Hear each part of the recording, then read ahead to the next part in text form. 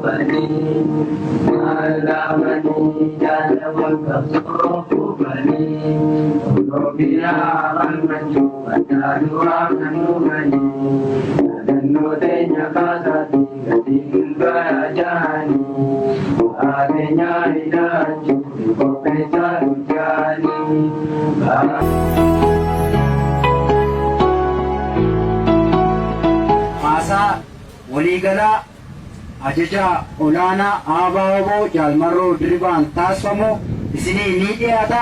Tokko lama jecha waltajjii keenya ni goolabna.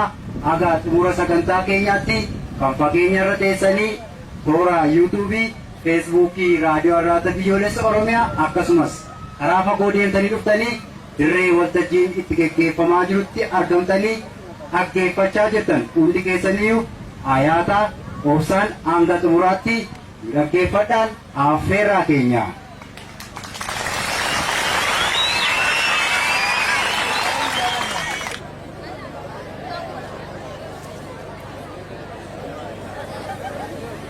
Egaan qophii keenya eegalleerra akkuma duratti tuquuf yaalle eebbaan waltajjii keenya saaqnaa abbootiin jaaroliin biyyaa gara fuulduraatti nu dhiyaattu eebbaan waltajjii keenya saaqna. Sheekh Kamal Indris lubaa Malaaka Walee Maariyaam akkasiin barbaada.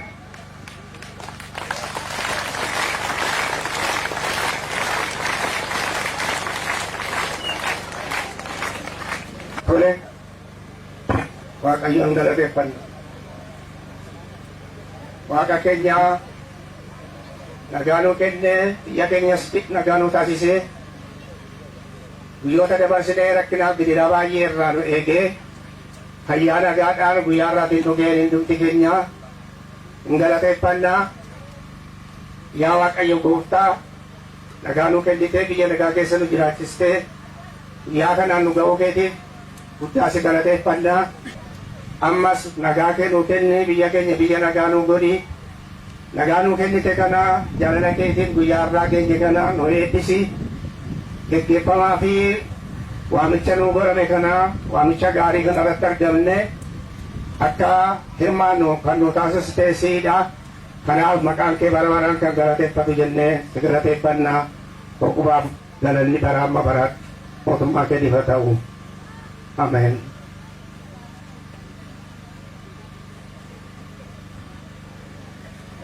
Faaruu kan rabbii keenya guyyaa har'aa biyya keenya biyya nagaa nuu godhe hundumaa keenya guddaa fi xiqqaa fi qeerroof qarree abbootii dargaggoo hundumtuun addanatti walitti nu qabee rabbii keenya biyya keenya nuu bilisoomsee rabbii keenya galateeffannaa. Galanni rabbii keenyaaf haa ta'u.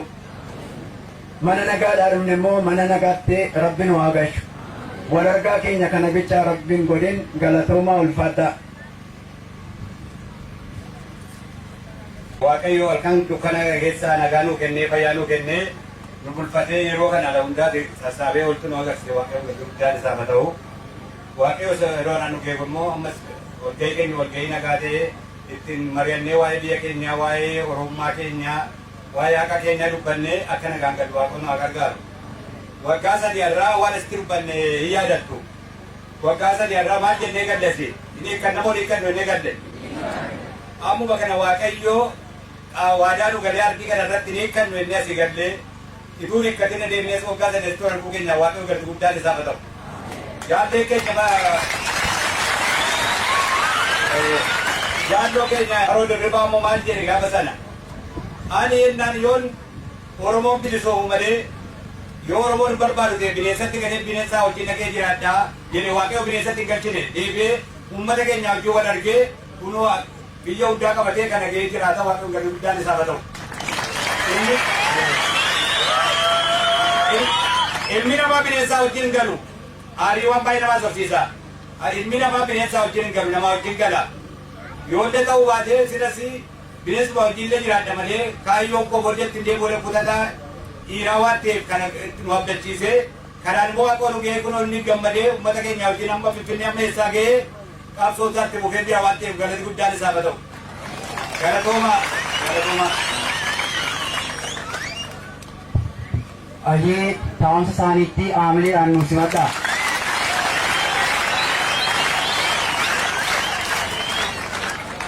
Saboota cunqurfamoo ta'an dhaabbilee garaagaraa kanneen akka TPLF, JLF fi kanneen biroo sagal waliin ta'uudhaan impaayera Itoophiyaa hundeen fonqolchuuf deemaa jira. Kanaaf ammallee gooticha waraana bilisummaa Oromoo jaarmiyaa ABO'tiif aamilee kennaafi.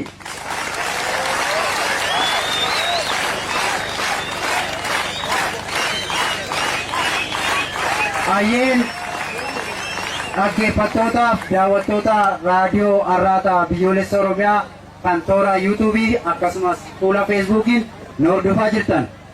Kana malees warreen dirreetti argamtanii bakka waltajjiitti dhiyaachuudhaan aduu akkas gubuu keessa teessanii haasaa yeroo dhaggeeffachuudhaaf asitti argamtan ajajaa olaanaa ABO Jaalmarroo Dirribaa Lammeessaa gara fuulduraatti affeerra.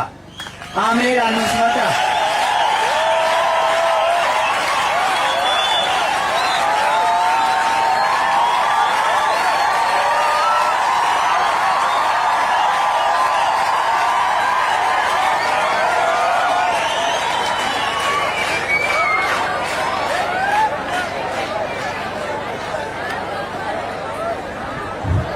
Ashama nagaa jirtu baga jiraatte.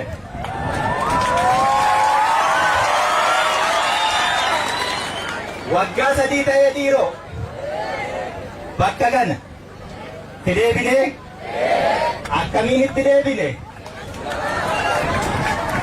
akkamiin itti deebine wareegama itti baasneetu itti deebine. Wal caqasnaa aduu keessa jirtu wal caqas. Waan gabaabduu waan asitti wal barbaannee fi walitti himnee namuu gara mana ofiitti akka deebi'u. Bakka kanaa bakka seenaati. Bakka kana kan godhannee fi lafa itti hin hiikkannu ni hiikkachiisna malee jennee hiikkachiisnee agarsiisuu keenya itti agarsiisuuf asitti walitti qabamne.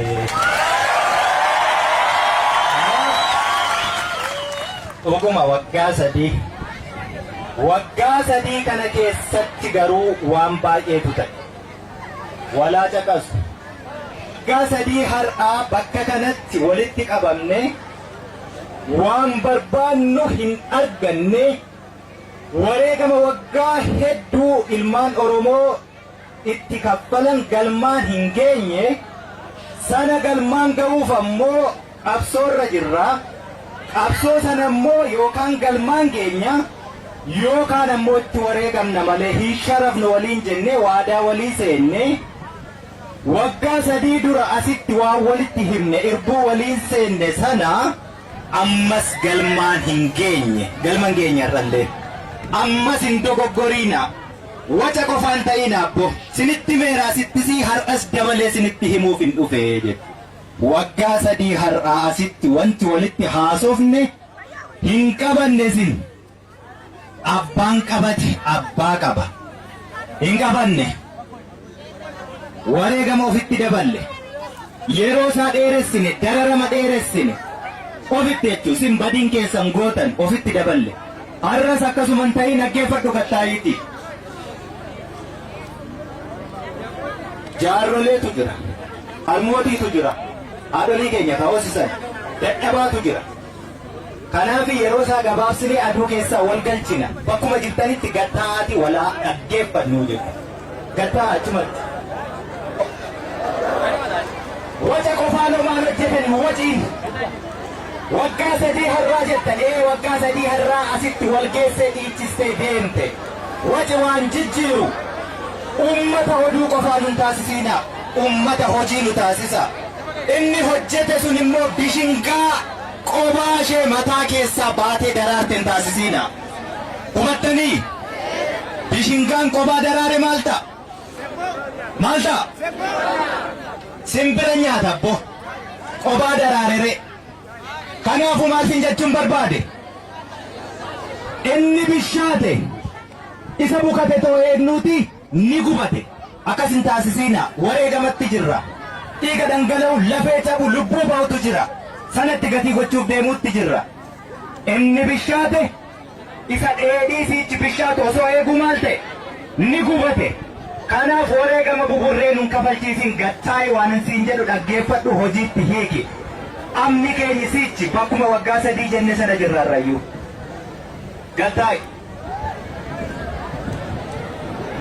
har'a asitti kan wal geenye keessumaa ummata Oromoo umuriin isaa waggaa 18 fi sanaa olii ta'e barbaanne asitti daa'ima jibbuuf miti waan ummata Oromoo umuriinsaa hojii sanaaf ga'e barbaannu walitti haasa'uuf wayyaa ammoo daa'imni as dhuftanii hin jeeqiina qabsoon siniin qabdi hegereen qabsoon situ biyya harkaa qaba hin jeeqiinaa jechuu tole haya ammaa kaaseen ittiin fufa waggaa 3 har'aa addi bilisummaa Oromoo qabsoo bara hedduu maatiin meeqatti wareegame cunqursaa bara baay'ee goonni meeqaa lafeetti dhabe lubbuutti dhabe dhiigatti dhangalaasee dhaaba kana Oromoon dhaaba kiyya jedhee imaanaa itti kennate akka dhaabaatti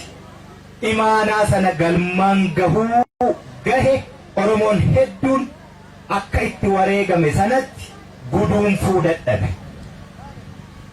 akka sabni itti cabee fi itti dadhabe sanatti guduunfuun gaafa dadhabamu fala dhahachuun faloo kaa'achuun dirqama waan ta'eef uummata Oromoo isa miiliyoona hedduu san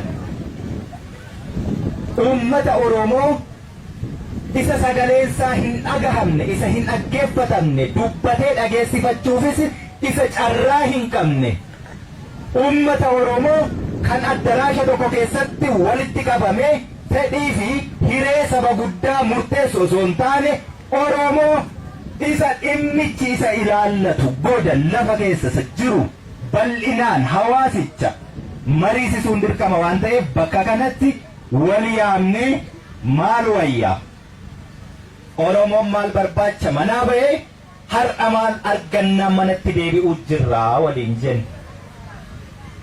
Lakki biyya barbaanna, bilisummaa barbaanna, walabummaa barbaanna, birmadummaa barbaanna. Addi bilisummaa Oromoo sana galmaan ga'ee hin guduunfine yoo galmaan ga'ee guduunfeera ta'e immoo guyyaan bilisummaa Oromoo yoomii? Alaabaan addi bilisummaa Oromoo alaabaa mallattoo cunqurfamoota hundaa kasaba Oromoo gaafa dachee Oromiyaa irratti gadhaabne gabrummaa jalaa baanee irra jennee dubbanna jedhe suni dhaabbatteetti yoo alaabaan kami guyyaan bilisummaa Oromoo nuti kabajannu isa kami seerriif heerri itti qabsaa'aa turre ittiin qabsaa'aa turre har'a ittiin wal bulchinu meerre kana wal gaafanne bakka hin geenye miti. Kanaafuu maal goone innere qabsoo itti fufnaa waliin jenna. Mee warri waadaa walii seenne gaafas warri gaafas waadaa walii seenne gariin itti wareegamee nu agarsiise. Gariin har'ayyuu baaburichumarra jira. Gariin immoo irraa harca'ee nurratti hojjete. Bitaanis korii, mirgaanis korii, walga'iin koorumaa. Ittis wareegamu har'as keessa jiraatu, irraa harca'ee irrattis hojjetu, guyyaa isaa hin hanqatu, taajjabbii walii daballee malee haga lubbuun jiramutti dachee kana halagaan hin dhaalu jechuudha. Warri gaafa as turtan ummati Oromoo gaafa as turte ejjennaa makee kaleessa asitti dubbatte tuftee hin arraabne deebitee lafa kana dhufte yoo jiraatte ati goota caalu bagarraa ante as geesse jechuudha. Warri immoo itti hadhoofte har'uma qofaa itti fakkaatte dukkanni kuni waan hin bariine se'e humni meeshaa humni waraanaa naannoo kana miti ka helikopterri rukute akkasuma akkasiti warri as jirtu argiteetta warri naannoo kana rukute maal jedhere hin rukunneedhe miti gaafas injifataman immoo sirratti qubateera warri sun gaafas injifatan lolicha har'a miti ka injifanne nuti lolicha mootummaan abbaa irree gaafa ajjeesee awwaala dhorkate gaafas injifatame jechuudha. Ummata hin lolanii hin injifatanii addunyaa kanarrattis mootummaan ummata lolee injifatee hin jiru kanaaf gaafas injifattan. Maal jechuudha? Warri humna waraanaa qofa laaluu gochaa baay'ee suukkanneessaa addunyaa kanarratti hiriyyaa hin qabne ummata jiilchuuf isaan raawwatan ilaalee garaan gara bulte ejjennaa dhabe ejjeta dhabe warri sunis har'a asuma keessa jira. Waldaa jenne malee bakkatti deebi'uu yaa deebine bakka ammatti deebine kanarraa kaanee imalli keenya siichi fagoo hin jalqabne akkuma waggaa sadii har'aa ni lolla ni lolla. Oromoo waan si hin beeknetu jira. Wanti Oromoon hin beekne waraana bilisummaa Oromoo naannoo tokko lolee qabate sanaan mirqaantu. Yeroo sanatti qabsoon ammayyuu nuun galle mirqaana sanarraa kan kaatani dhaabbattanii dhiichisu. Dhaabbattanii dhiichisuu sana keessatti lakki akkas miti jedhanii yeroo isinitti himani abadan amma booddee maaltu bosonatti deebi'aa jettu. Akka bosonatti deebinu annan beeka. Waraanni bilisummaa Oromoos ni beeka. Sababiinsaa onneesaa qabaachuu dandeessu. Of kenniinsa isaa qabaachuu dandeessu. Wareegamaaf qophii ta'uu dandeessu. Waliin wareegamna si waliin dhumannaa jettaniis of amansiisuu dandeessu. Qawwee sana hin qabdan. Oromoon qawwee ofirraa hiikkatte. Akkasuma akkas miti. Kanaaf hin amansiisu injifannoon keenya yeroo hundumaa. Oromoo yeroo hundumaa kan qawwee irraa hiikan kanaafi. Qawwichatu hin jiru har'as akkasuma waraana bilisummaa Oromoo harkaa qaba haa lolatu. Hin deebi'uun jedhiin diinni ni deebi'a. Wallaansoo irra jira. Takkaa irra keessa takkaa jala ta'uutu jira. Har'as hin deebi'u si waliin dhumanna malee harka duwwaan dhumattan hin danda'amu. Qawwichi hin jiru hiikkatteetta. Qawwee jabeeffadhaa dhokfadhaa awwaalladhaa yeroo siin jedhan hin dhageessu. 500 gurgurtee araqee dhugaa turtee jechuudha. Dhugaa jirtu kana Oromoo walitti himna. Bara baraan injifannoo dhufe of harkaa baasaa wareegama ofitti dheeressaa du'aa uummata duutuu dadhabe. Duuti amma beeki Oromoo biratti homaattuu bahaa hin jiru. Hin kofliin ofitti kofaltaa jechuudha. Qawwee asitti hiikame mee fidaa gadi baasaatti lolaa hin jiru. dhiigaanii kame bo diinni toon buqqa'iin ol seentee qawwee fuutee gola keessa dhokfatte immoo ni gurgurattee jettu warri mi'aasaa beekummoo ittiin bitee si akaa'ee deebi'e uummata akkasiiti uummati Oromoo kanaaf injifannichi siichi bira hin geenye ammayyuu hin geenye bira fagoo yeroo hundumaa bira geenye kan nuti deebinu uummata wallaalaa kanatti harkaa qabna uummata wal saamu wal saamaan jirtu walillee hin qaanfattani wal harkaa fudhattee wal saamtee waluma keessa deemtaa jechuudha uummata akkasiiti kan nuti harkaa qabnu hin geenye galma ga'uullee hin danda'u fagoo siichi abdii mudhadhaa jechuudha kan itti aanu deemnee loluu ni sodaanna wanni nuti sodaannuufi maaliif sirna dhablummaa bal'isuu deemna yoo ta'e irraa ka hafe injifannoon hanga dabalaa deeme lafti bal'achaa hanga deeme ummati kun ummata wal balleessudha ta'a kanaaf diinni iyyuu sin ajjeesee sin adabee sin hidhee ka sin bitu ummata hidhamee bitamu qofaasi ummata ajjeefamee bitamu qofaasi ummata saamicha hanni qofaan sin irraa bareedu jechuudha ummata akkasiitisi sinitti himamee ka ummata sin hin galle dhiigni Oromoo asitti dhangala'uu hin qorre sin mararu ummata akkasiiti ummati Oromoo yeroo hundumaa sinitti himan hin dhageessan kanaaf duuti keessanis rabbiyyuu hin gaddisiisu jechuun nama dhiisiiti waan nuus hin gaddu jechuun laphee keetu jabaata laphee keetu laphee shiraan guutamee jechuun ummata akkasiiti ati har'a dhiigni dhangala'aa jiru sin mararu dhiiga dhangala'u irra tarkaanfatee fallaan hatuu deema ummanni Oromoo ummata akkasiitis kana sinitti himuuf hin siyyaamee jechuudha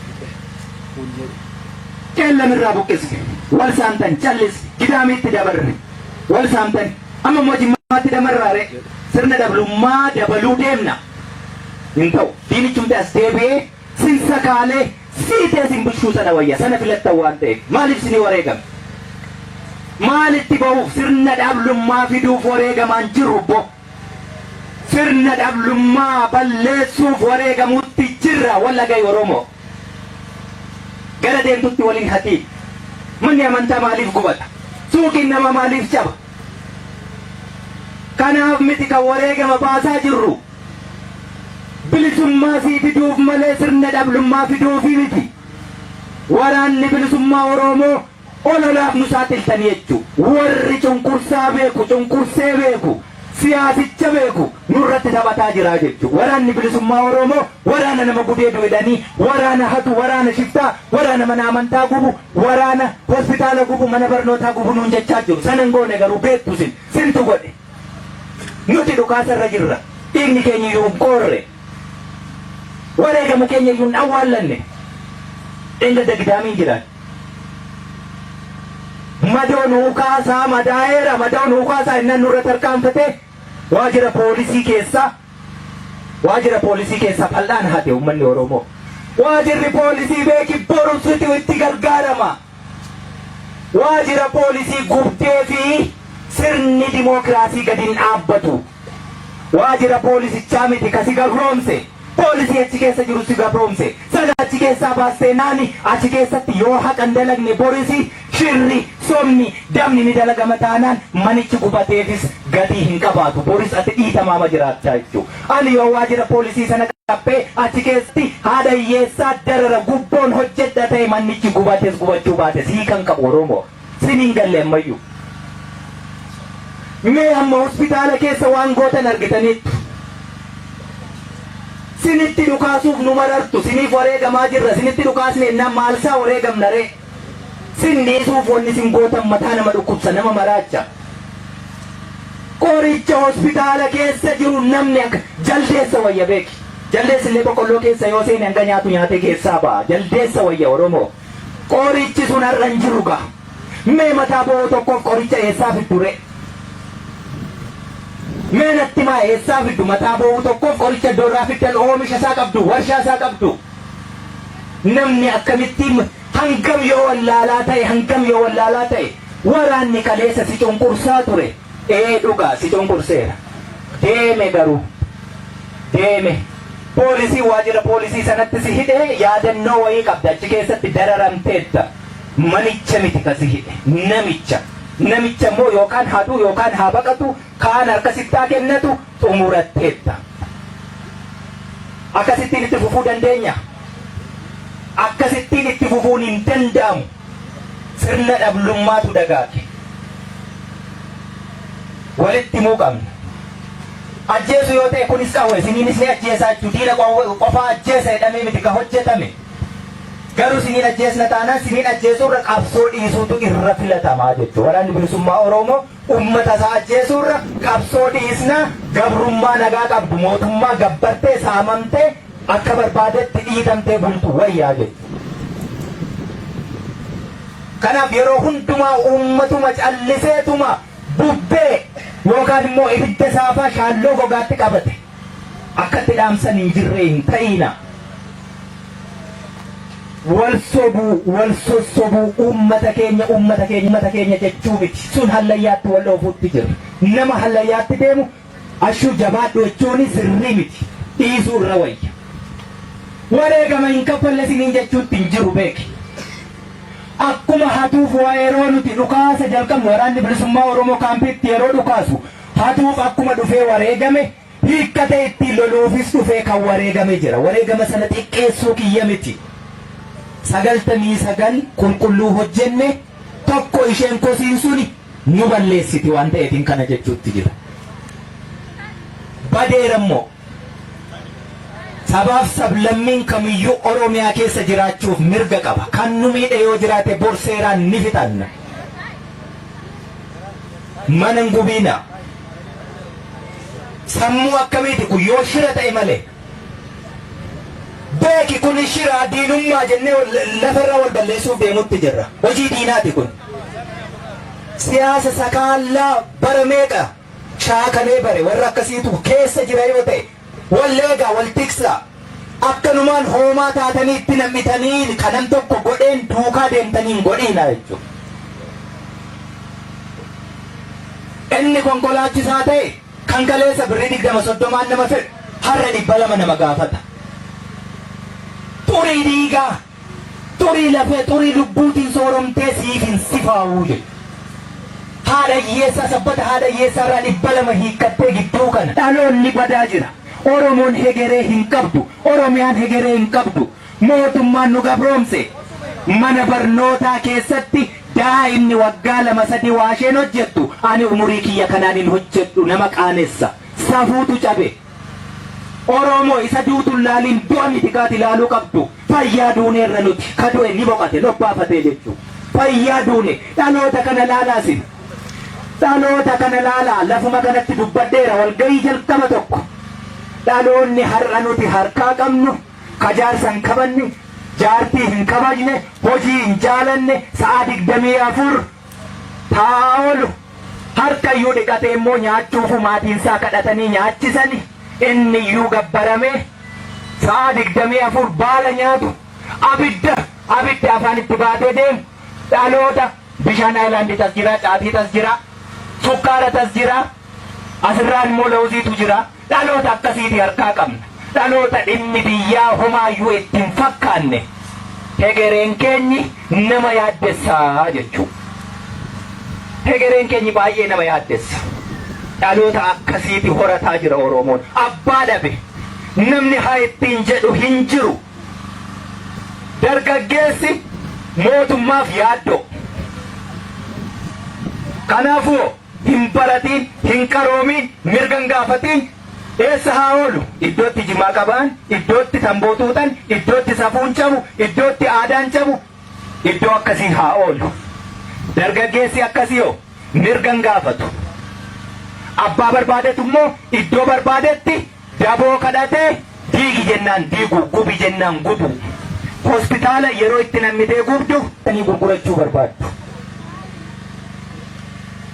Yeroo akkasiiti yoo uummati kan qabu walii hiree rakkoo ittiin darbuu fi kan waliin ciniinsifatee wal bira dhaabbatu yeroo akkasiiti malee yeroo akkasii miti boka wal saamani waliin saamiidha. Lolarra jirra. Seera gad dhaabbate hin qabnu. Caaseffama mootummaa diigaa jirra malee an keenya hin diriirfanne. Kanaafuu waraanni isin keessa seenee isin hin jeeqiin hojii isaa hojjetatu. Isin immoo koree yeroo bulchiinsa yeroo bilisummaa yeroo argattan ittiin tikfattan tolfadhaa isin hin jenne. Maaliif akkas wal goone Oromoo? abbaan amantii kamuu hordofi, islaama ta'e, kiristaana ta'e, waaqeffannaa ta'e, waan barbaadde hordofi, dhaloota qari. Amantiin siyaasa ittiin deeggaraa baay'ifatanii buusii sassaaban malee waaqi tokkichuma amantii kamuu hordofii jechuudha. Namni waaqa namaa kennu hin jiru. Islaamni yoo kiristaana ta'e xaaqee lafa kaa'ee jalabiyaa lafa kaa'ee masqalii hidhatee gonfoo maratee sagada isaa jijjiirrate irraa kaafee waaqa namni namaa kenne hin jiru. Kiristaannis yoo islaama ta'e masqalii lafa kaa'eetu xaaqee ofirra kaa'arraa kaafee wanti jijjiirame hin jiru. Waaqi tokkuma. Kanaaf abbaan amantii kamiyyuu ta'ii nama akka namaatti qari. Maal jennaan? Sammuutu doomee dhaloota akkasiitu Oromiyaa keessatti horataa jirra waan ta'eef. Abbaan amantii qulqulluu waaqa tokkicha waaqa jechuun akka sedee nama barsiisuurra amantii jalaan dahatee kabajaa amantii sana gonfoo sana mataarra kaa'ateetu dhaloota siyaasa barsiise, mootummaaf miseensummaa gochisiise. Abbootiin amantii akkasi. Jaarsi biyyaa keenya kabajan qabu. Jaarsi biyyaa jaarsa araara cubbuu keessa dhaabbatu, jaarsa ilmaan isaa qawwee hiikkachiisu. Akkasi mitiiree kan nu mudate. Jaarsa ilmaan isaa qawwee hiikkachiisu, jaarsa kaaniif immoo loogee qawwee hidhachiisu. Har'a laali waan dubbataa turre hundumti isaa ta'ee jira. Sabaaf sablammiin Itoophiyaa keessa jiru hundumti isaa hidhatee harkaa qaba. Ka hidhatee harkaa hin qabne Oromoo qofa. Sabni guddaan hammana ga'u abbaan barbaade qawwee kaasee iddoo barbaadetti kan boosisaa oolu Oromoo. Waraanni bilisummaa Oromoo iddoo inni gahee kana hundumaa ittisuu danda'u hin jiru. Iddoo inni gahee ittisee diina sinirraa kaasetti iyyuu sirna dhablummaadha gad dhaabdan. Faajjii bilisummaa, faajjii wareegama keenyaa miti. Faajjii sirna dhablummaa, faajjii hanna, faajjii saamichaatti gad dhaabuutti jirtan. Namni bahee galuuf maaliif yaadda? Namni bahee galuuf yaaddoo qaba taanaan immoo diinumti inni kaleessaa bakka haa ta'u. Sirna dhablummaa bira sirna dhablummaa kaaniin bakka hin buufnu. Ummati Oromoo, ummati hammana ga'u kun, sabni guddaan akkasii kun hallayyaatti deemaa jira. Yoo dacheen kun jiraattee namni irra jiraate Oromoo waggaa 10, 15, 20, 30 booddee sabummaa isaa tiksee, biyya isaa tiksee, aadaa isaa tiksee, safuu isaa tiksee hin jiraatu. Ummata qaanii, ummata safuu cabse, ummata yoo gama kitaaba adda addaa beektu akka ummata Sodom Gomoraa jedhaniiti ta'a.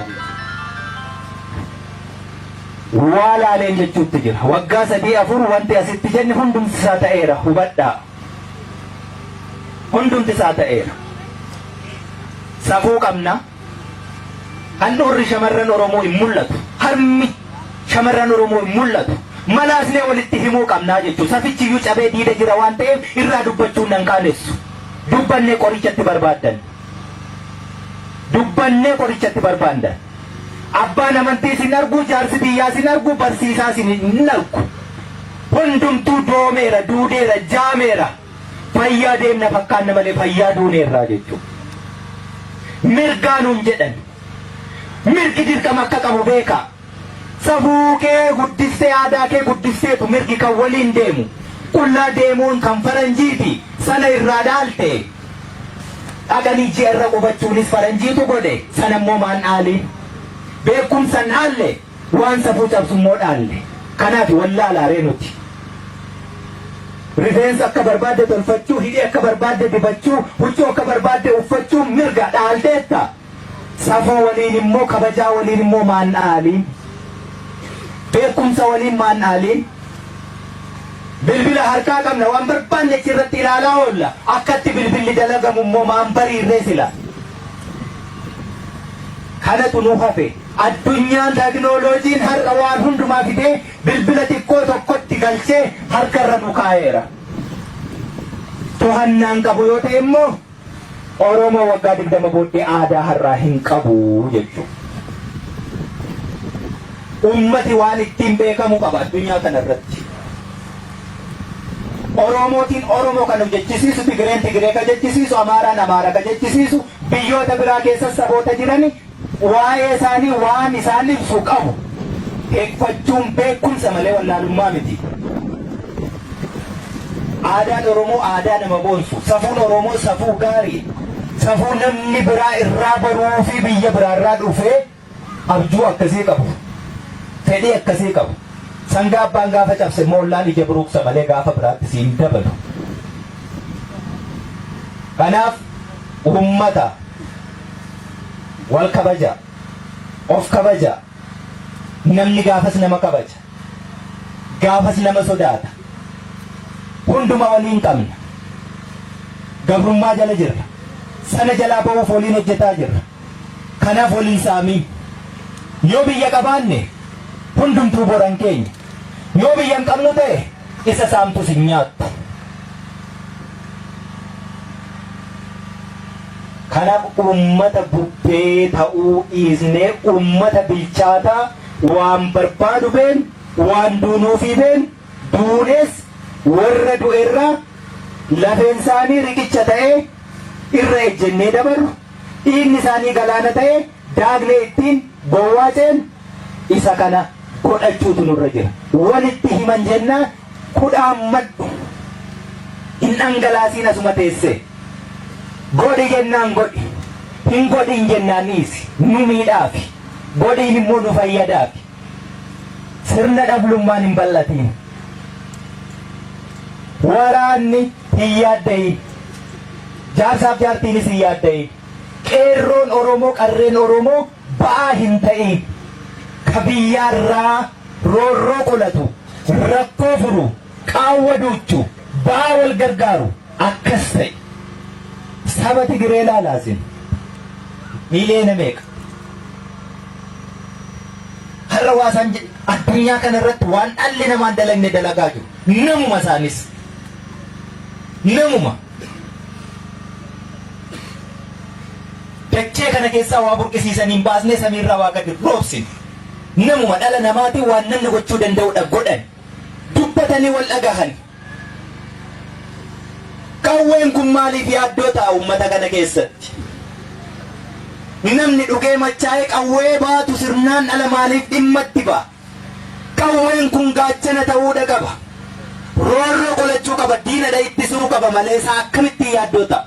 Dargaggeessi hundi qawwee baatee deemu na yaaddessanaa. Itti dhimma ba'uu hin danda'an taanaan yaaddoomaa jechuu. Yeroo meeqan sinirraa funaanaa jira? Sinirraa funaanamuu hin qabu ture beeki. Qawwee daba cabne. Qawwee kana waan lamaafan funaana. Tokko diinni dhufe jennaani dhaqee manatti hirkisee obboleetti itti mee niitii itti mee iddoo akkasii jiraa jedhee baqata. Kan dhufe dhiigaani beeki. Yoo ni binne ta'eesi sabbata haadha hiyyeessaa irraati hiikame sintutti gumaacha beeki. Sin dhukkubuu qaba. Itti deegdan, itti eeltan, itti beeloftani. Daa'ima hagabsitani, gumbii qullaa gootani, kiisii duwwaa gootan beekaan keessani. Olola isa mootummaa televizyinaaf reediyootiin darbu sana eebaluu gargaara eebaluu osoo eebaluun nu gargaara ta'e asiin jirru beeki. Gargaarsa namaatiin miti. Idaa tokkoyyuu hin qabdu Oromoon. Idaan namaa tokkoyyuu nurra hin jiru kan afaan guuteen sitti hima. Idaan Oromoo irra hin jiru. Oromoon ofiisaati of gargaare. Hansaan qabsaa'utti jira kan keetii jechuu. Kanaaf lafa nagaa irratti qawwee fuutee balbala jalatti hirkistee iddoo akkasii irraa fuudhaa jettee karaa biraa immoo gootan fakkaati. Qawwee narraa fudhatte qawwee akkas goote beeki silaa nan baasan ture kijiba akkasii nurraa dhiisa. Hedduun isaa jiraat keessa kan qawwee hirkisee ati manaasaa geessite itti laatte. Har'a immoo kana ammas deebisee qawwee baataan ni ta'a jechuudha. Doorsisaaf miti ka qawwee hidhataa jiru. Naman doorsisiina. Saamichaan miti ka qawwee hidhataa jiru. Naman saamiin.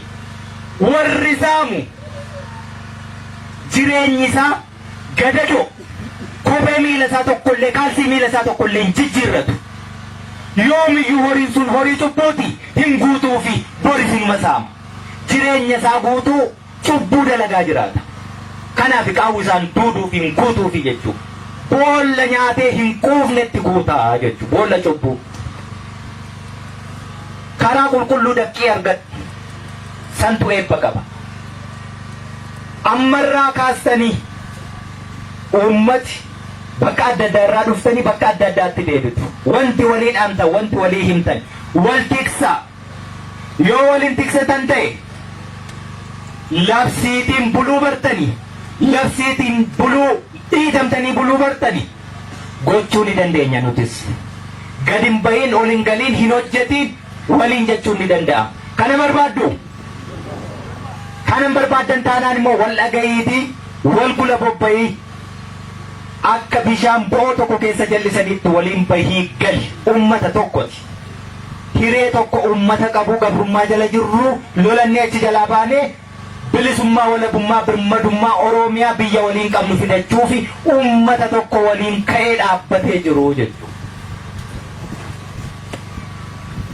Nagaa lallabaa tokkummaa lallabaa sirna dhablummaa miti sirnaan buluu seeraan buluu lallabaa saamicha miti waan badeeyyuu deebistanii walii gashuu barachuu lallabaa abbootiin amantii sanuma lallabaa jechuudha.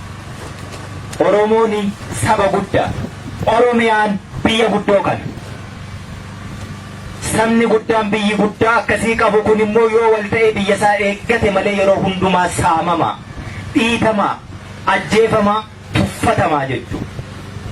Asii kaatanii yeroo deemtanii akka Oromootti miti namni irri guddaan isaa kan inni fagaatee deemu naannoo isaa of dhoksa gadhaantummaa keessa jirra waan ta'eef of hin dhoksiin nama taate uumamte eenyuyyuu walii wal qixa situ of xiqqeesse of hin xiqqeessin jechuudha. Koree yerootu jira ammas naggaadeen nigdiitti deebi'ee ummataaf waa dhiyeessuu danda'ututti jira miidhataa jira ummati kun ummata ciniinsuurra jiru miixuurra jiru kana akka hin beelofne akka hin dheebonne akka hin rakkanne daandii qabda saaquu dandeessa abbaan qabeenya yeroon isaa amma yeroon itti sooromuu danda'u hin jedhiin sooromaaf fiigdaa biyyeetu si nyaataa jechuudha. Jiraattee nyaattu hagan qaburee waan keetu ummata kee ummata dararaara jala jiru ummata dide falmate diddaa isaa sanaaf adabamaa jiru sanaaf jireenya laaffisiifi abbaan qabeenyaa ummataaf jireenya laaffisi. Waraanni bilisummaa Oromoo kana caalaa waan sinii gochuu dandeenyu hin qabnu lubbuu sinii laanne jechuudha. Ati immoo qabeenya kee kenniifi hin saamiin ummata kee karaa waa hulluuqsistee seensistuu fi torshiifi haa fayyadamu. Baadiyaan akka magaalan nanne magaalli to'annaa waraana bilisummaa Oromoo jala jiru akka ol bahee waan bitanne akkasittiin nu adabuu jiran lolaan sin dadhabani ummata didaa diduun kee immoo hiika qabaachuu qabaa jechuudha. Waan dinneefi beekuu qabna callisneetuma akka bubbee ta'uu hin qabnu waan didaa jirruufi jirra waan didaa jirruufi yeroo ergannu yeroo nu bira ga'u harka keenya ga'u yeroo argannu san tikfadhaa wanti dinneefi kana sirna dhablummaa fiduuf osoo hin taane ilmaan keenyaan bullee ofii keenya murteeffannee nagaan baanee galuuf dhiiticha halagaatu nutti ulfaate nutti hadhaa'e jennaan. Waan nutti hadhaa'etti ofirraa kaasnee hadhaa biraa maaliif ofitti barbaanna? Yaaddoo hin qabaatiin hin yaadda'iin bir'annaa irraa bilisa ta'e seera immoo hin cabsiin fagootti kabaji sanatu iddoo tokkotti walitti nu qabee nagaan baasee nu galcha waan ta'eef. Manni barnootaa badeera waraana bilisummaa Oromootu mana barnootaa balleesse miti. Dhalootatu barnoota jibbe barsiisaatu barsiisuu jibbe waraanni bilisummaa Oromoo yoo barattedha bilisa baata baradhu siin jechuutti jira. Jeneraal Taaddasaa Birruu baradhaa kan inni jedhe har'as hin jijjiiramne.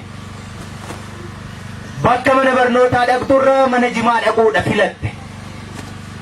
Inni barsiisus shira qaba. Damoosni hin jiru hin jiru.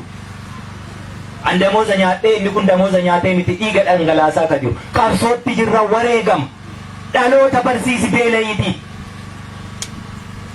beelayii dhaloota barsiisi gaafa dhaloota barsiisne immoo uummanni qonnaan bulaan kun waan qoturraa haga buusin bulchu sii hira waraana bilisummaa Oromoo namni damooza gaffaleefi hojjechiisaa jiru uummata Oromooti. Peermusii baatee zambiilii baatee waliin dhaabbatee lola keessatti afaan nu kaahaan waliin jirtu waan ta'eef barsiisaa yoo ijoollee barsiise sinuma nyaachisaa jechuudha. Nutti deegaa jira waan ta'eef. Hin qabnu waliin dhaabbanneetu falmiirra jirra wareegama akka wareegaatti ilaala. Wareegamni du'uu qofaa miti. Yeroo ofiitu wareegama. Humni ofii wareegama.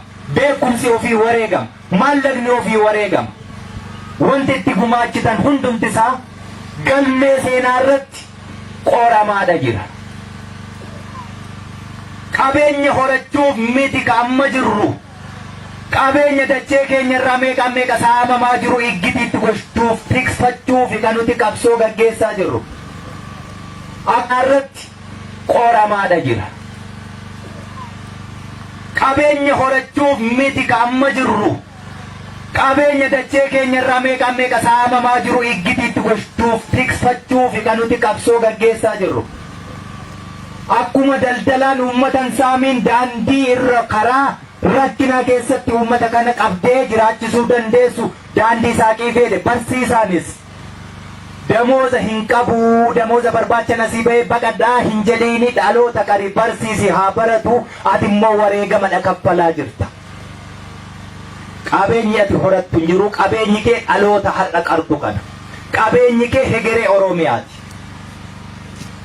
Warri mana yaalaa hojjettan hin baqatinaa dhiistanii.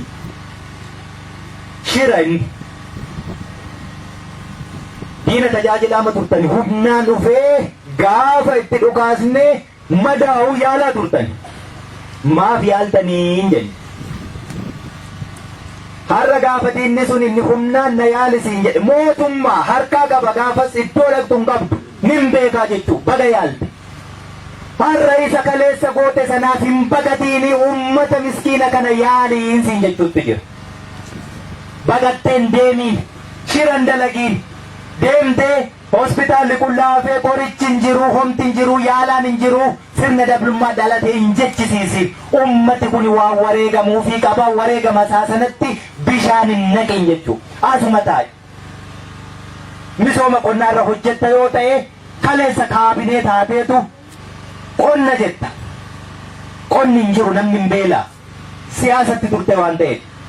Har'a immoo siyaasichaan barbaannu qonnicha barsiisee uummataa siin jechuutti hin jira. Kaabinee carraa hojii uumuu jetta. Dargaggeessi tokko yoo hojii hin qabu diida dhaabbata surree kunoo hanga asiitti gadi buuse. Carraan hojii uumuu sun siyaasa. Har'a siyaasicha lakkisi hin baqatiin carraa hojii uumuu isa dhugaasaa fidi uummata hojjechiisi barsiisi. Yoo dhuguma qabaatte baratteetta ta'e akkaataatti hojiin uumamu. Hin baqatiin taa'ee carraa hojii uumuu sasirrii sana jechuudha. Daandii baasta yoo ta'e daandii haati teessuu ciniinsuu irra jirtu konkolaataa keessa teessee hurgufamtee ulfii harkaa ba'u biyyoo tokko achi keessee miiliyoona meeqaan hojjenne jettee tiiviitti nama goyyoomsitee deemtu miti. Daandii sasirrii har'a hojjedhu. Sabni kun maal dhabe biyyeen as jira dhagaan as jira mukti as jira eessaa fidda isuma sirreessi barnoota isaa qabda yoo ta'e hin baqatiin nama daandii hojjetu baqadhu hin jenne. Siyaasni kaleessa ati hojjette konkolaataa biyyee guuree daandii hojjechuu danda'u waraanattiin guuraa turte jaallattee miti siin hubadha kaleessa waraana guuree irratti hin baqatiin har'a biyyee guuriitii daandicha sasirrii ijaare. Kan qulqulluu baadiyaa magaala keessa galchuu ta'e baqatteen deemiin kaleessa kaabinee turte hojiin kee bishaan qulqulluu uummataaf diriirsuu ture sana dhiistee waan biraa hojjette. Gaafas gabroonfataa sirra jira iddoo dhaqxu hin qabdu miidhamta maatii keef jetteeti jireenya kee lubbuu keef jetteetu har'a immoo hin baqatiin dhiistee waliin uummata kanarraa godaantee eessa deemta. Gaarri yoo sitti jigee uummata sirraa kaasa uummata sitti jigeennaan hunduu sirraan kaasu uummati immoo gowwaas fakkaatu wallaalaas fakkaatu isuma argaa jirtan kana xiiqii namaan qabate jennaan duus hidhamus godaanus waan barbaades ta'e hilma si injifataa jechuu uummati injifattaniittu. Kanaaf warri sekteera adda addaarra jirtan asii baqattaniin deemiina anaan miti ka tajaajiltu waraana kana miti ka tajaajiltu. Yoo jiraate arga waraanni hanganaatti wareegamaaf qophii amma yoo rakkoon tokko dhufe har'a wareegamoota har'uma wareegamaa jechuudha. Qabeenya kuufatu hin qabu kuufatees hin qabu. Kan jiraatu uummata tajaajila. Biyya akkasii kana bulchuun nama qaaneessa warri ni bulchina jettus. Kaabineen meeqaan as keessa jirta yoo ta'e sin qaanessu. Uummata miileena meeqa nan bulcha jettee bara meeqa irra teessuuf akkas ilmii handhuura isaa ciniintee uummatichi deegaa kana gadada'u kana. Uummata rakkoo keessaa hin baane, uummata hin baranne, uummata akkasii irra taa'anii uummata keenya na jedhanii hin qaana'anillee jechuudha. Uummati isaan bulchan han biraa pilaaneetii biraarra jira yoo ta'e hin beenu. Mana qorichaa ijaarreedha. Gamoo ijaaruu miti dubbiin qoricha achi keessaa qabaachuu. Nama baratee achi seene sirnaan limmee namaa kennuu danda'u qabaachuu. Isa kaabinummaa fi miseensummaan achi seenee limmee nama jallisu nama waraanu miti jechuudha. Nuti kabadaa jirru beekituutiin qofaa miti. Inni limmee nama waraanu baratee achi hin geenye. Nama naaffisa. Inni barsiisus baratee achi hin geenye miseensa ta'ee achi ga'e. Dhaloota doomsa. Inni daandii baasus baratee achi hin geenye. Daandii allayyaa nama buusu. Inni konkolaachisus baratee achi hin geenye. Birriitiin darbe. Oromiyaan akkasitti badaa jirti. Oromiyaan akkasitti badaa jirti. Du'uu keenya miti kalaaluu qabnu. Jiraa duune.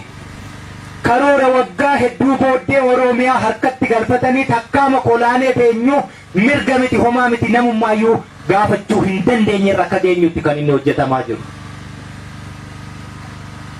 Qeerroo meeqatti gabbarreedha har'a waraani biltiginnaa wanneettan kun. Gaafa qeerroon diida dhaabbatee dhagaa darbataa ture warri sun eessa ture dhiiroo. Eessa dhaabbatee qeerroo kana gabbare qeerroo kana akka inni gabbaru akka inni wareegamu kataasise warri ibsaa ta'ee deemu warri daandii argisiise beeke warra har'a aangoorra taa'e qeerroo meeqa wareegamatti kaffalchiisne nutti baacuu beeke. Kaleessas achuma jira midduma irra taa'u kana yeroo qeerroon sun bu'aa ture. Wareegamni akkasittiin dhufe kuni har'a guutuu Oromiyaa keessatti babal'ate yerooma tokkotti dhoo'ee hin kaaneebbo. Dhawaataan dhiigni maatii irraa gara ollaatti akkasitti guddachaadha biyyatti be maatii beekatitti faca'e. Warri kun har'uma dhufee wareegama kana mala isaa danda'a simtuun beeku waan ta'eef girri isaa siin jedhan girri isaa waan taateef girri isaa irraa immoo risaa tokko fudhata akkasitti sinirraa fudhatan har'a deebi'aniituma warra kaleessa sii qabsaa ture warra kaleessa sii wareegamaa ture si fakkaatu jechuudha. Milishaa tokkittiitu waggaa 25 achuma keessa jirare xaxaashee danda'a. Mataa keessatti wanti guutaa turan shira xaxaa qofa. Biyya gadadoo keessaa homtuu ba'uu hin danda'u. Mootummaan biyya gadadoo keessatti jiru immoo namarraa nyaatee bare hojjetee hin beeku harka dhiqatee nyaachuu qofaa beeka keessa dheereffatee waan ta'eef akka qoosaatti biyya namatti hin kennu. Biyyi yoo badhaate dhugumaan mootummaan achi keessatti yeroo hin qabu. Biyya badhaate keessaatti waa argatu. Waliin saamiinaa kanaafu. Sirni dhablummaan ammarraa kaasee haa dhaabbatu. Labsiitiin wal bulchuun hin barbaachisu. Labsiitiin wal bulchuutu nutti hadhaa'e kanaafuu qabsooftan kanaafuu dibben. Diddaan keessan immoo firii godhachuu reef jalqaba. Firiin sun immoo bilchaatee hin nyaatamne. Dheedhiitti ammas ciramaa jira. Dhiigni ijoollee keessanii ammas dhangala'aa siichis dhangala'uuf deemuu jiru kun iggitii hin godhanne. Waraanni bilisummaa Oromoo uummata biraatu dhalee asinii erge miti. Ilmaan Oromooti. Haadha Oromootu ciniinsifatee ta'e. Waggaa 3 irraa wal aga'uu dadhabnee nu harkaa ba'e sanatti ilmaan keessan meeqa eddasii wareegame. Nama meeqatu eddasii du'e. Beektuu jechuudha. Ammas akkuma waggaa 3 sila jaarsi jedhee bakka sanatti deebine jedhee sanatti. Har'as yoo waliin nageenyu ta'e waggaa 3 irraa 4 irraa asuma deebinaa jechuudha. Yookaan immoo as deebi'uu iyyuu hin dandeenye. Kanaaf hin qoosiina Oromoo. Dhiiga keessanitti hin qoosiina. Halagaa diidaa isinii dhufee isin bulchuun barbaadina. Oromoon biyya bulchuu hin danda'u, wal bulchuu hin danda'u sanan dhugoomsiina. Ni dandeenya. Nama nutis. Wallagaa. Koree kaadha. Koree kaadhan keessatti nama kanaan dura miseensa paartii siyaasaa kamuu haa ta'uu sin dararaa ture ittiin dabaliina. Siichi qulqulleeffannaa qulqullaa'u. Ammaafoo ittiin bu'iinaa haa ta'u. Nama kaleessa abbaa gadaa jaarsa biyyaa maalidhee ijoollee isaa jala deemee qoyyomsee qawwee hiikkachiise ittiin dabaliina. Harki hanna bare dooluu isaatu socho'atti muraniyyuu boris yoo rakkoon dhufte hunuma gashan. Maal jennaan? Abbaa injifate qofa bira jiraachuu danda'a malee kaayyoo mataa isaa danda'e hin qabu. Warri akkasii immoo dandeettii qaba, arraba qaba jechuun dafee dura bu'ee mul'achuu. Waan argeen qeellam keessaa gaafa buqqa'ee ol seennu namni jalqaba biddeena baatee waraana bilisummaa Oromoo afaan kaa'uu jalqabe warra kaleessaa qawwee hiikkatee gale. Dandeettii isaa qaba, qaaniin beeku, nyaara isaa haaddatee ashaboo dhiqatee deema warra akkasii. Dhuguma isinitti maqaan hin beekan. Gara bulaa. Osoo qaanii beeka ta'e kaleessumayyuu sanan dalagu. Kaleessa sana dalageenyaan immoo qaaniin beeku har'as hin sodaatu. Dhufeetuma dura dhaabbataa. Warri akkasii ammas koree akkasii keessa yoo seene olii gadi nama hammacaa jechuudha. Warra akkasiiti warra ammallee shira sana, xaxaa sana, xannacha sana amma akkasitti walitti himnu foon baay'ee balleessu. Warri nu keessa kaa'u ummati akka inni sammuunsaa tasgabbaa'ee hojiisaa hojjetatee nagaan ba'ee nagaan hin galle warra akkasiitii jechuun siyaasa okkoltuu waggaa 20 meeqa xaxaa sana warra harkaa qabu muuxannoo sana qabu ummata nagaa kana kajeequ warra akkasiiti. Sunis hin ta'u ofitti hin dabalii itti immoo bu'ii quba keenya madaa'e ajaa'e iddoo geessinu hin qabu. Gaafa biyya qabaanne immoo seeraan gaafanne. Dachee kanarraa hin bu'u yoo dachee irraa bu'e immoo of baafannee jechuudha. Ittiin jarjarii. Rakkoon Oromoonni guddaan beeki waan siichi barbaadu dafee garaasaa keessaa har'uma mul'isa. Rakkoon keenya guddaanuu kana har'uma mul'isnaa jechuudha. Obsuun beeku. Waan gorii har'atti karoorsee hojjechuun beeku. Hin jarjariina. Hin qaqqabna. Gaafa haalli ammaa ta'e humni waraanaa naannoo kana goole wanti har'aasitti walitti deebinee wal geenyu waan alatee dhufu isinitti hin fakkaatu. Hin bari'uu seete? Safuu qabna. Bariinaan immoo waan sana balleessite. Ni bari'a. Obsa nama gaafata. Cichoomina nama gaafata. Waan itti amanan sanarratti ejjennaa ofii jabeeffatanii ejjeta ofiirra dhaabbachuu nama gaafata. Yoo ta'uu baatee itti wareegamanii agarsiisuu nama gaafata. Lubbuma tokkittii qabda. Lubbuu tokkittii qabdu sana dhoksitee asii baastee iddoo barbaaddeeyyuu yoo geessite guyyittii hin dabarsituu jechuudha. Iddoo barbaaddetti baqat. Asii baqachiistee Finfinnee yoo gashite achitti guyyaa sana hin dabartuun duuta. Wanni ati Finfinnee dhaqxee fi lafa du'a keetti baqachaa jirta. Rabbitu achitti duuta siin jedhe. Ati du'aan baqataa jira seetaayyuu lafa du'aa keetti baqataa jirtaa jechuudha. Waan nu barreeffame ganama gaafa dhalannee sana dhagiraanna. Waan nu barreeffame dhagiraanna. Kanaaf Finfinneetti yoo baqattes iddootti duutuudha baqachaa gara sitti deemaa jirta malee asii du'a baqachaa hin jirtu. Du'atti baqachaa jirta. Bakka geetachi. Sana sii qorame jechuu ganama.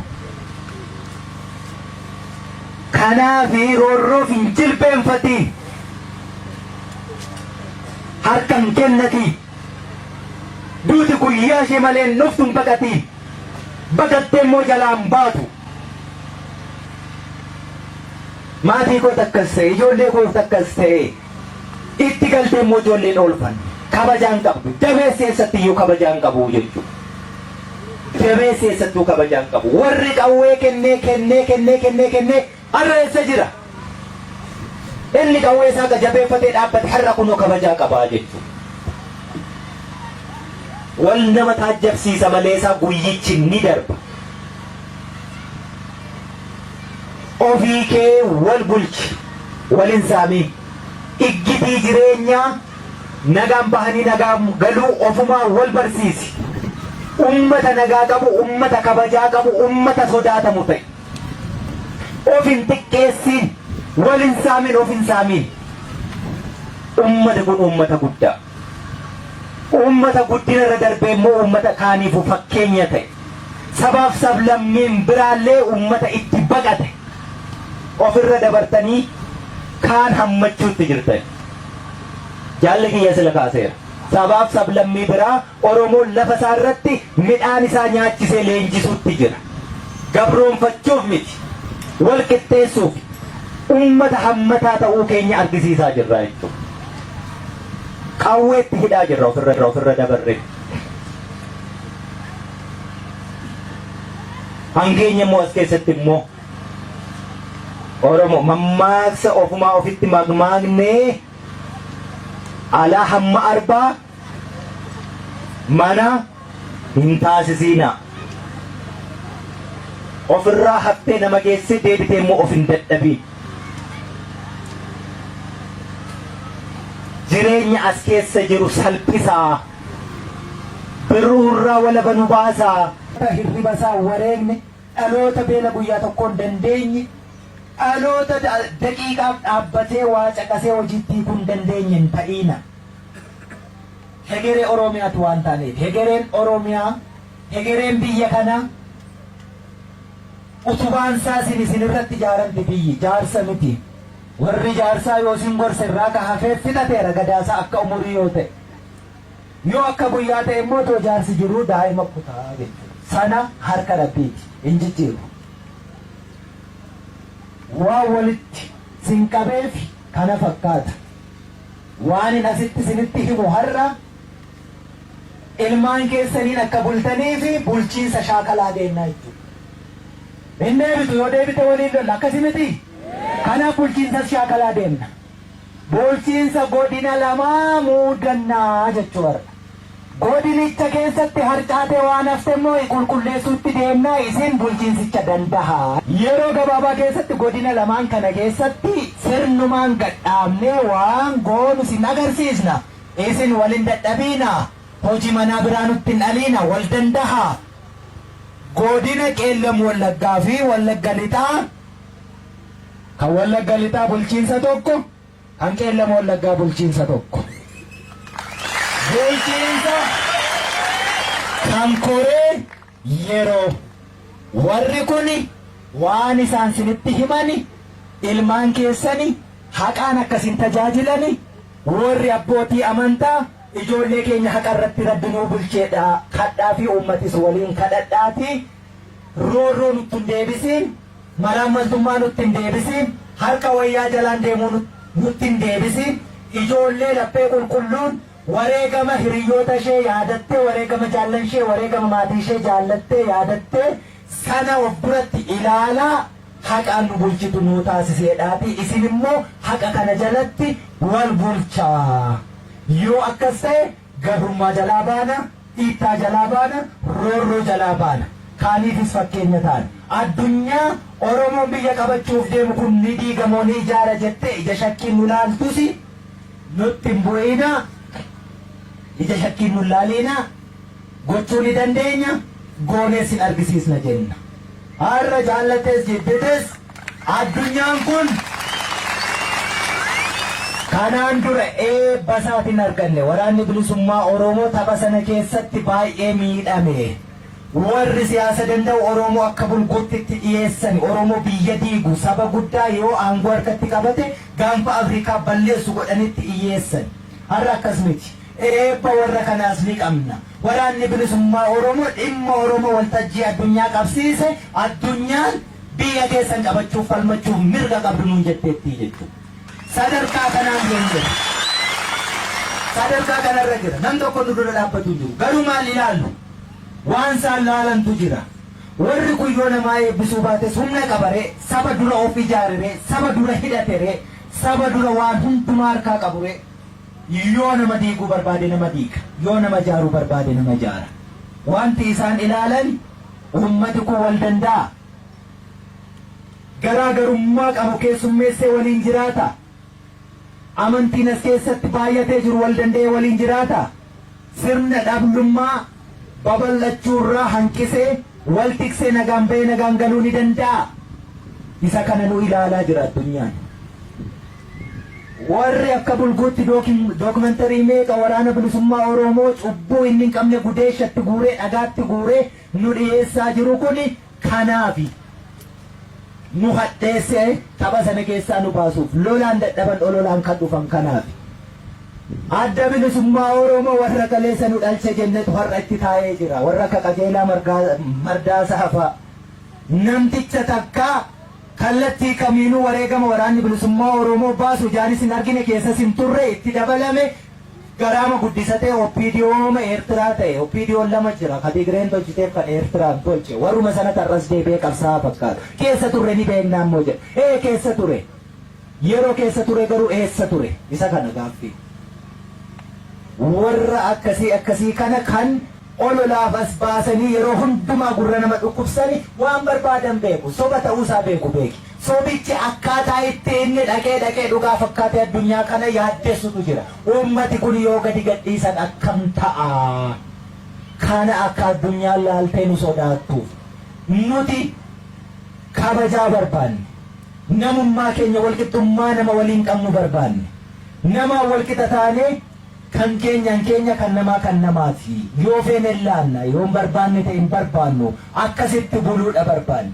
malee addunyaa kanaafis yaaddoo miti waan barbaannuun alattis namarraa barbaadaan jiru kan keenya iyyuu fudhannee hin galfanne kanaaf uummata akkamii ta'uu akka qabnu Oromoon uummata akkamii akka ta'e agarsiiseeras itti himeeras gaafa lafti nagaa fakkaate araara fakkaate irreecha yeroo darbe tokko adda bilisummaa Oromoo gaafa biyyatti deebi'e ummati kun nagaa ta'uusaa kan itti argitanii miileena kudhan ta'u burcuqqoo tokko toon cabsiin poolisiin tokko toon jiraatiin ummata wal faana yaa'ee galee irreeffatee deebi'e taanes agarsiisneerra kanuma deebisnee agarsiisu hubattanii achii kaasee addunyaan Oromoo irraa abdii horate malee sana dura warri nu bitaa ture akkaataan inni itti waa'ee keenya addunyaatti hime ummata bulguu yoo humnaan qaba malee gadi gadhiisan jennaan biyya gubee balleessu akkasitti nu beeka addunyaan kun namni si gabroonfate namni faallaa kee dhaabbate namni si bitu waa'ee kee waan gaarii namatti hin himu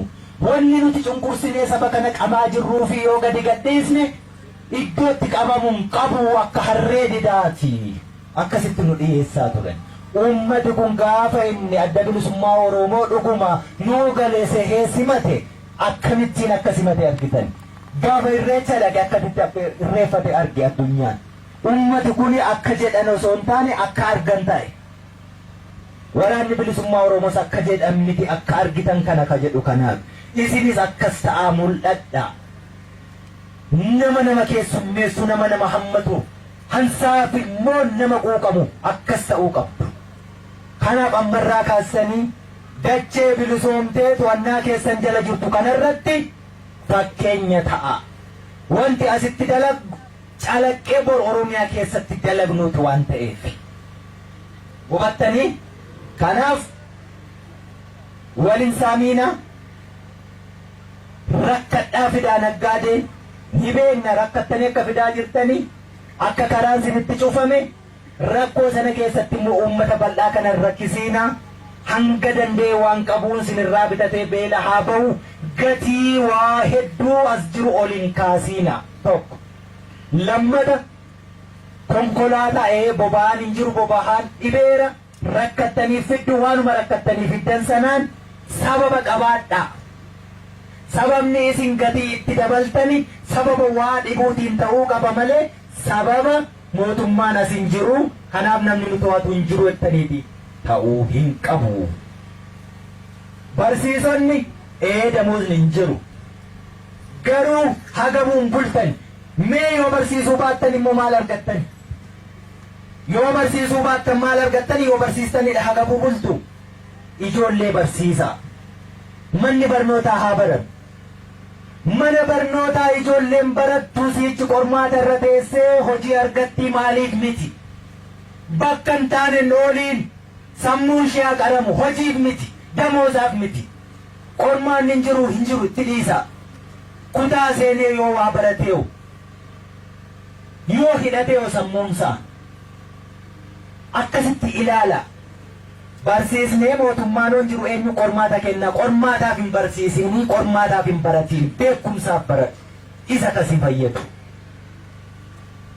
namni qawwee namatti hidhe namarraa hiikkata namni beekumsa namatti hidhe garuu yoo abbaan dhangalaase malee namarraa hiikkachuu hin danda'u kanaaf dhaloota beekumsa hidhachiisa warri daandii hojjettanis ummati walitti bahaatii daandii akkasii mootummaan bara meeqa daandii hojjechaa turreedhe daandiin keenya immoo kanaa isuma arginu daandiin suni inni dhugaan sirnaan ofii gasoon itti yaane yoo qajeelfanne irra wayya siyaasaaf miti daandiin kana hojjetamu daandiin bara meeqa akkasitti hojjetamaa tureedha musuma arginu kana lolaan asiin kutee achiin kutee konkolaataa miti miilaan irra deemuun kana barattisu kan nutu ijaarrata mana barnootaan gubiina hospitaalan gubiina waajjira poolisiin gubiina waan gumne kana boru nuti itti fayyadamna yoo mootummaa taate eessa teessa bor deebistee ijaarrachuu si feesisa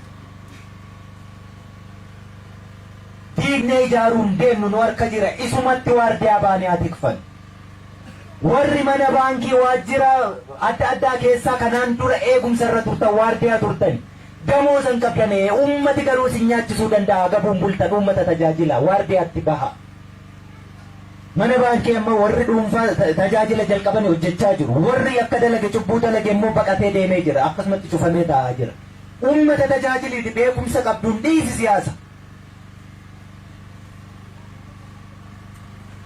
namni bishaan namaa galchu suni piroofeeshinii isaatiin dandeettii isaatiin hojjetu haa hojjetu bishaan qulqulluu ummataaf kennuu caalaa hojiin hin jiru kanaaf hundi keessan hojiitti deebi'a hojjedhaa ummanni immoo namoota sin tajaajilan kana mootummaan miindaa kennaafii jiru hin jiru waan ta'eef hagabuu hin oolchiina siniin tajaajilaa jiru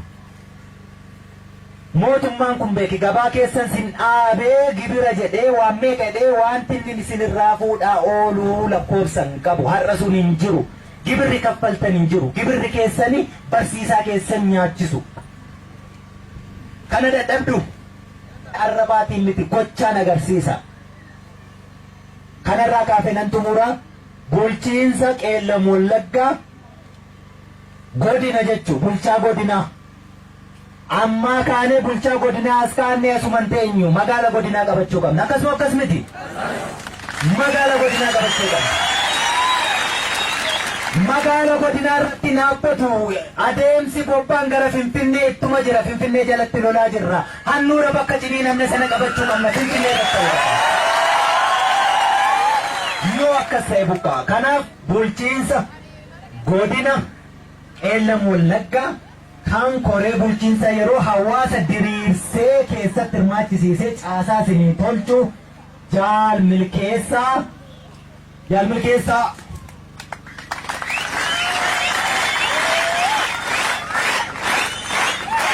karaa baniitii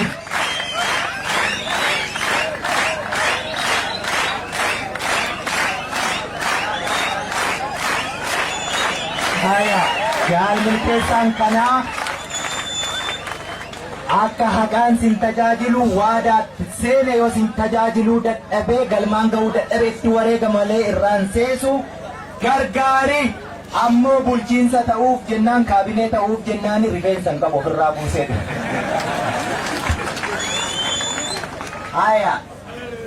kallattii godina qeellam wallaggaa irratti rakkoo jiru hundumaa caasaa ummata waraana miti caasaa waraanaa diriirsuuf miti bulchiinsa waraanaatiin miti kan sin bulchuuf jirru bulchiinsa siviilii kan koree yeroo ummatatu wal dhaga'uu dide wal tuffate siniif laanne carraasan wal dhaga'uu diddanii wal tuffatta waliin tuffatiinaa kanaaf waraana ulee qawwee qofaa eegdu nin siniin jedhe jalqabu irraa bilisa ba'aa uleen osoo hin jiraatiin arrabni osoo hin jiraatiin qawween osoo hin jiraatiin godhiitiin qofaa hojii bara sana sin barsiisuuf godina Qeellam Wallaggaa harkaa qaba.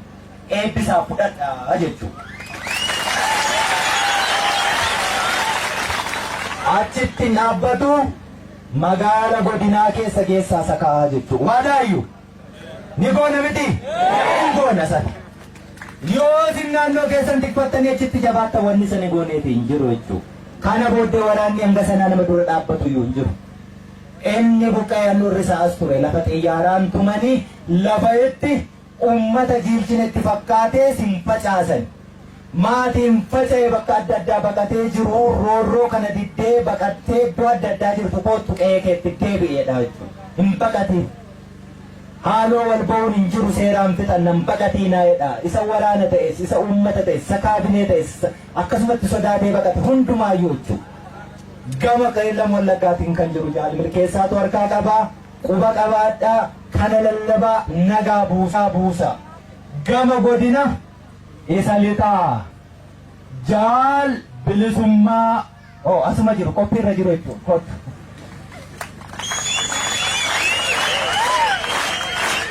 Haya jaal bilisummaa kan Wallagga lixaa harkaa qaba. Kanaaf hanga dhaqee gimbii qabsiistutti waliin lole. Edda gimbii qabatee inni kun edda Dambidolloo qabatee magaala godinaa qabatee uummatatti kennee dhidheessa ce'aa jechuun as jiru. Dhidheessa immoo warra ce'aa miti ce'ee lolaa jira quba qabaatti. Inni as keessa jiru gargaarsa deemuu qabaa jechuu jaallansa addoo biraa asii bilisa baase. Yoo hangasitti warri sun xumure immoo asumatti xaafii hamaa hojjeta malee kana booddee waraana hin ta'u. Quba qabaadha. Waraanuma ta'anaaf hojii qaba. Bilisa si baasennaa waraanaan buluun baratiin sana jijjiiruuf deemaa jira. Jijjiiramuu qaba kun. Bayi sammuu gabrummaatiin yaaduu jala. Hubattanii? Bulchiinsa dhidheessaa gadii Qeellam Wallaggaaf Wallagga lixaa isaan hirmaatanii mataa ta'ee ka bulchummoo uummata Oromooti. Hankeessanii jechuun immoo. Fudhadhaafa kan uummata Oromooti. Warra kanarratti abbaa ta'ee godina lamaan kana ka bulchu uummata Oromooti. Isaan godina qooddatanii godinicha walitti dachaasee gaafatama ka qabu uummata Oromooti. Sin kanarraa ka hafe har'aa kaasaatii sirna dhablummaa saamicha bir'annaa nama yaaddessuu namni humna hin qabne akka nagaan bahee hin galle gochuu nurraa dhaabaa asumatti lakkisaa deemaa isa. Waan nagaa waan nageenya waan tokkummaa waan walii galuu kudhaan madhaa deemaa wal jaaladhaa waliin bahaa waliin galaa.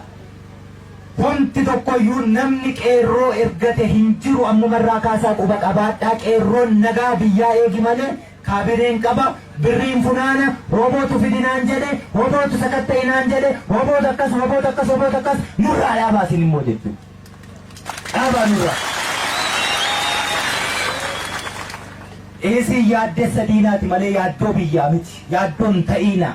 Kanaaf waraana na erge jettee ummatan darariin yaaddessi waardiyaa dhaabbadhu. Waardiyaa biyya kee, waardiyaa saba kee, waardiyaa maatii kee, haadha kee, abbaa kee, obbolaa kee. Qeerroo yaaddoo miti. Yaaddoon ta'iinaa biyyatti. Ammaa kaasaa bakka jiru hundumaatti wal ijaaraati akka ilmaan Tigraayii kaleessa zeeroo irraa kaatee har'a gaara keessaa waaraasaa jirtuu sanatti akkasitti wal hidhachiisa. Mooraaleen jii dhaquu qofaa miti. Lolli keenyi siichi. Harma mooraaleen jii dhaquu asii waa buqqa'e gadi fiiga. Daqiiqaa 5 immoo beelan dandeessu wal dachaatee immoo dhuftee ba'aa namatti. Kanaafuu balbaluma jirturra jira lolichi gadi fiiguu miti waraana ta'uu miti. Qawween dhufeera qawween kee sirna haa qabaatu jechuudha. Hubattanii dhuga'eeraa jechuu fixanneerra. Akka nagaan manatti deebitanii jaarsi biyyaa abbaan arrii abbaan gaariin inni siyaasa keessaa hin qabne inni qulqulluu dalagu waaqa siniifaa kadhatu waaqas beekna nuti. Warra haxanxarii sana keessaa xaxaa sana keessa hin jirre nuu nagaan akka gallu sinis nagaan akka galtanii akka injifannu haqi akka injifatu sinaa eebbisanii. Ani garuu sinin jaallaa sinin wareegamaa. Kambu muka jangan gabbu kan qilleensi irraanne kan hundeen isaa cimaa kan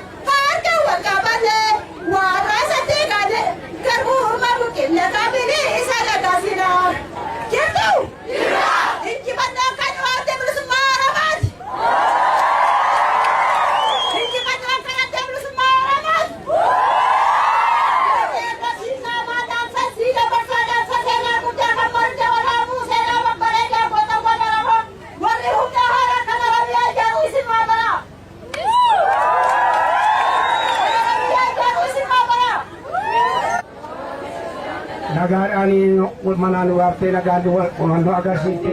Tanda mande kana moto indevi akabo bane apne kana moto indevi akabo bane apne mala mani jadawan sopu bani mala mani jadawan sopu bani romia manju aluba kanu gani no denya kata ni nuga jani Jadi pada saat ini karena baru masih kabam nih pada di mana dan kabaj rawante.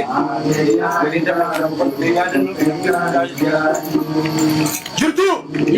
Jirtu! Jirtu! Jirtu! Agalee kenna gaamu jirtu! Ibaara afaan qawween ijaarame afaan qawween diignee oromoo oromaanii ijaara. Afaan qawween ijaarame oromoo oromaa diignee afaan qawween diignee afaan qawween ni ijaara. Jirtu! Afaan jirtu! Harkaa gad! Harkaa ol! Qabsoon diddaa garbummaa itti fufa! Injifannoon neegaan ni dhufa! Duumee jaalaa takkaadhaan galmaan ni geenya! Balachaa lalla! Ellaa malalla!